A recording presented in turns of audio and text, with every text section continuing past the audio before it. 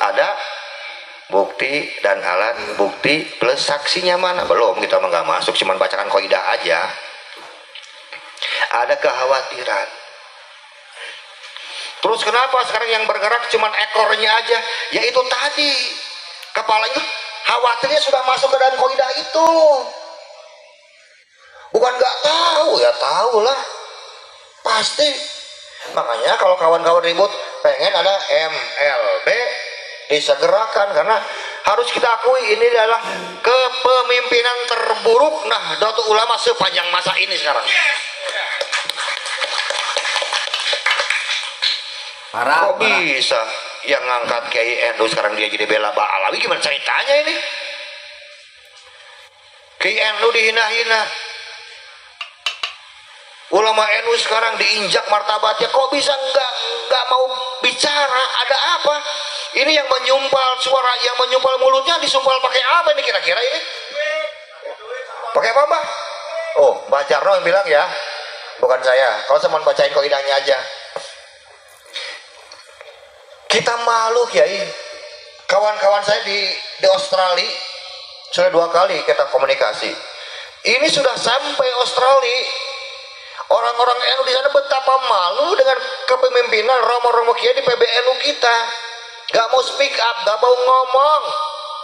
Sejarah NU dibelokkan kau diem. Sejarah NKRI sekarang dibelokkan kau diem.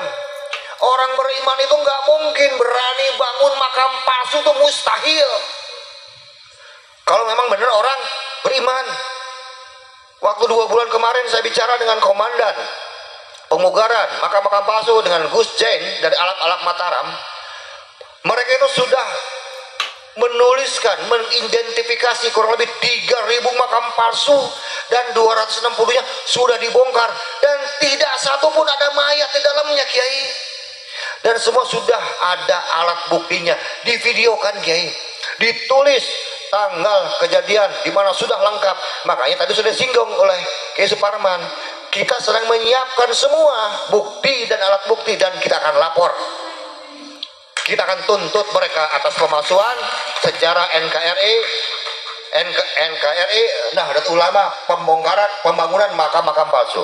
Sekarang di Indonesia ini ada kelanjutan. Di sebuah negara mereka membuat juga makam-makam palsu. Di mana itu? Di Israel. Tahun 2009 sampai 2015 terbongkarlah sekarang ada 500 makam palsu di tanah Palestina, dan yang bangunnya adalah orang-orang Israel. Untuk apa orang-orang Israel bikin makam palsu dengan tahun-tahun yang begitu lama? Untuk mengklaim, membuktikan bahwa nenek moyang mereka lebih dulu hadir di Palestina dibandingkan dengan leluhur orang-orang Palestina itu sendiri.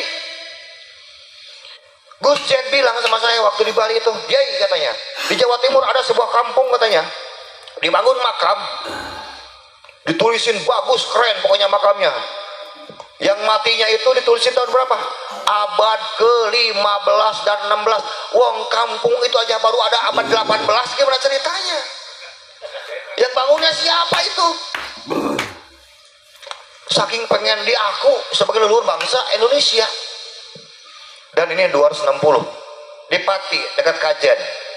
Dibongkar juga makam Utsman bin Yahya yang menjadi pahlawan orang Belanda. Itu sudah dibongkar, karena viral ini di video, bisa dicek. Makamnya kosong juga, Kiai, nggak ada. Wong dia kan pahlawan orang Belanda. Saya bilang nggak mungkin dimakamkan di Indonesia, pasti dibawa ke Belanda. Saya bilang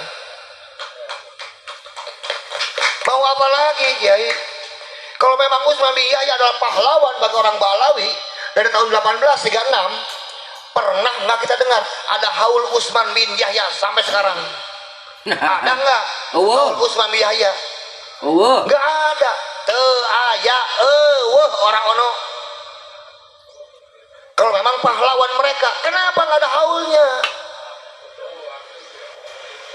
Kan pertanyaan besar. Makanya di pondok-pondok pesantren sekarang ini saran dari saya, coba disampaikan tentang sejarah Indonesia, sejarah kiai-kiai Indonesia kepada anak santri kita, supaya nggak kejadian kayak sekarang. Bahaya. dalam sejarah kolonialisme penjajahan tidak pernah satupun kolonialisme mencari mitra di tanah jajahannya, selalu ada mitranya. Dalam bentuk apa? Dalam bentuk perusahaan-perusahaan yang besar, menggait masalah sumber daya alam, ekonomi, ujung-ujungnya duit, Kiai. Ini fakta dunia kita. Makanya kalau Belanda sekarang keluar, dia harus cari mitra. Kira-kira siapa yang bisa melanjutkan kejayaan mereka di bumi Nusantara? Makanya dibikinlah sebuah perkumpulan tahun 1928, namanya apa? Robito Alawiyah. Siapa yang bikin? POC, untuk menandingi Nahdlatul Ulama. Harus tahu sejarahnya. Kita yang mengeluarkan sekarang harta benda, jiwa raga memerangi sekarang Belanda itu, pertanyaannya, ada nggak orang-orang Balawi yang mati satu orang aja dengan peluru Belanda? Ada nggak? Ya bagaimana ada? Wah, mereka mitra utama Belanda kok.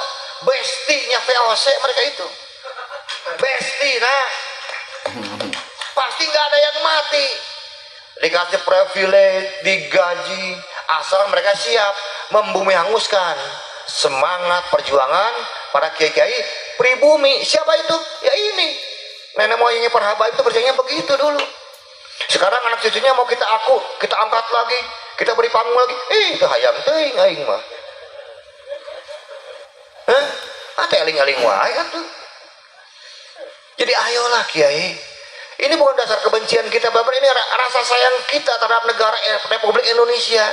Ini negara kita, Nusantara kita, ini NU kita. Kalau ada kiai-kiai NU sekarang yang melenceng, itu oknum. Itu oknum. Makanya kita doakan supaya NU kedepannya ini betul-betul dinahkodai oleh orang-orang yang betul memiliki jiwa nasionalisme tinggi, bela Pancasila, bela NKRI, bela Merah Putih, dan bela NU, dan bela kiai-kiai pribumi. Kita harus dukung.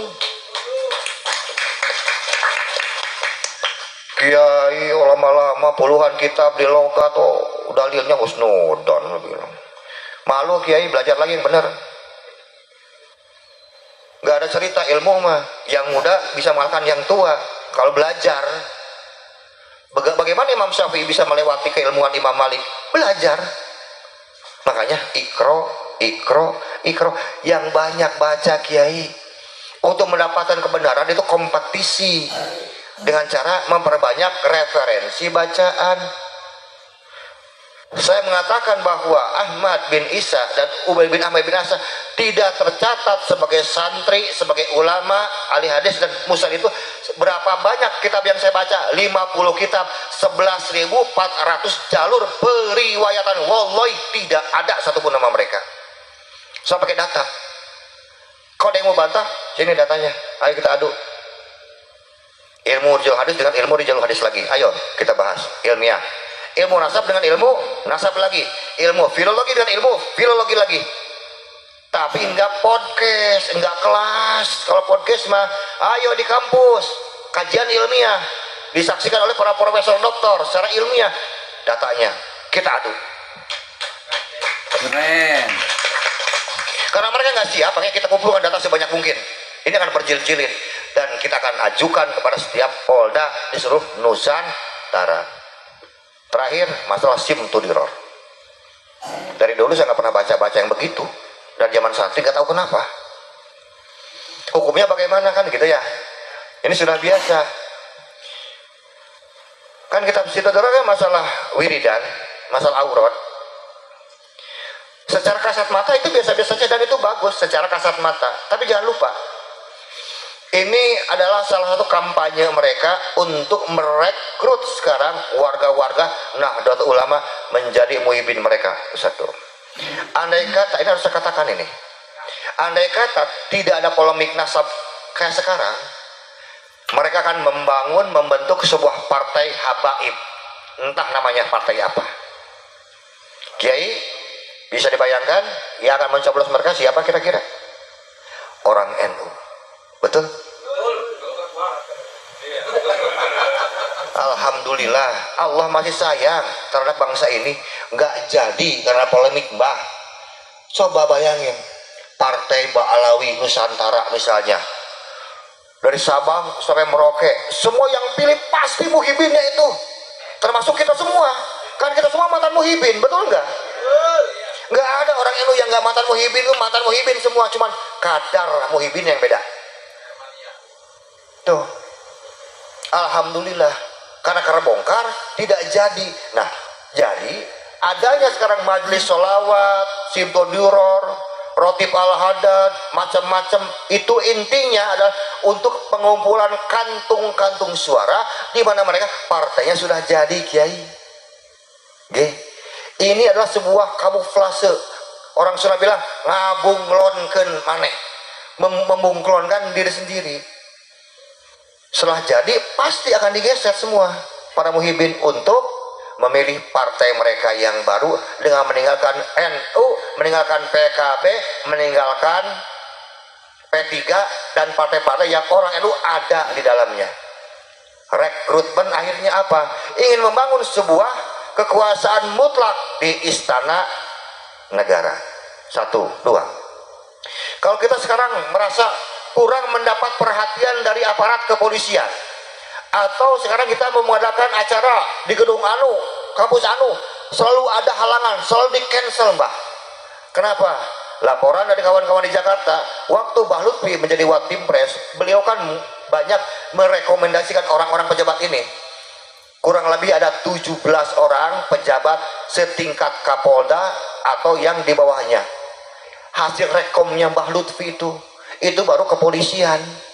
Makanya Mbah Lutfi dikelilingi oleh para jenderal, tapi mereka nggak bisa masuk ke dalam Tentara Nasional Indonesia, nggak masuk ke tentara, polisi. Makanya ada Polres turun tangan, panitia dipanggil tiap hari supaya nggak jadi acaranya. Ini adalah intimidasi terhadap hak intelektual, kemerdekaan intelektual.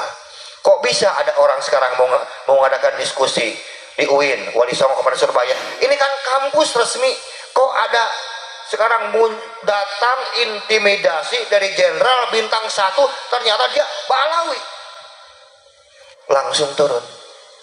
Betapa mereka sangat arogan. Belum bikin partai saja ingin menguasai semua yang ada di Indonesia. Coba kita berpikir sehat. Bagaimana kalau mereka sudah di partai? Habis semua, habis semua. Karena tujuan besar mereka adalah untuk merebut kursi RI 1 dan RI 2. Alhamdulillah sekarang Prabowo kabinetnya merah putih bersih, nggak ada Balawi. Nah, ini sebuah keberanian, dan selanjutnya akan terus dibersihkan dari semua pejabat-pejabat. Karena itu sampai sekarang tadi sudah disampaikan betapa banyak sekarang para koruptor itu yang ditangkap. Bukannya koruptor biasa, koruptor plus pendana FPI, HTI dan Balawi ini yang ditangkap ini. Jadi kalau para pejabat nggak mendukung PWI, besok lusa pasti kalian kena tangkap. Benar saya mau ngomong nih. Makanya pejabat, gerawara semua nih. Aing bagar-bagar wae kesal jadi nanti. Ya Mbak? Iya.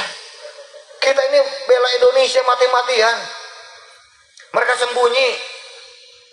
Tidak berani bicara. Dari mulai sekarang lurah, bupati, camat, gubernur, DPRD, semua ini jangan dipikir sekarang pemerintah nggak tahu. Pemerintah sampai nomor rekening mereka pun tahu semua. Tahu. Coba peralihan begitu Pak Jokowi sekarang selesai, dilaporkan semua kepada Prabowo, besok lusa langsung aksi dan ditangkap semua. Betapa hebat permainan catur Pak Jokowi dan Prabowo. Makanya pejabat kalau nggak dukung PWI, besok lusa masuk bui, lihat aja. Tewak lah, tewak. Cukup ya Kiai ya. Jadi bagi yang masih baca Simto Diror, saya nggak akan mengharamkan karena itu bacanya wiridan. Tapi ada hubungan yang lain dari itu Kiai. Kita masih membangun hubungan dengan para habaib dengan membaca bacaan-bacaan seperti itu, dan kita menguatkan eksistensi mereka sebetulnya dengan menghadiri mereka. Terus kita memberikan kekuatan ketahanan kepada mereka sendiri. Lebih baik sekarang ya pindah aja lah kita dengan bacaan-bacaan kiai-kiai kampung, kiai-kiai pondok pesantrenan, itu lebih baik untuk mengangkat kembali derajat kiai-kiai kita selama ini direndahkan oleh mereka. Untuk apa sekarang kita harus menaikkan derajat mereka kalau kiai kita sekarang kita rendahkan? Memang yang ngajar sekarang apa wudhu kiai kita, bacaan sholat kiai kita juga, anak kita dalam kandungan istri kita yang doain kiai kita juga, sampai ada orang kesurupan kiai kita juga itu yang ngurus. Ada orang kesurupan didoain sama Habib, belum pernah lihat saya. Ada nggak coba? Tuh ayah, orang maujud nggak ada. Wes kiai, mari kita sama-sama cintai, hormati kiai-kiai pribumi.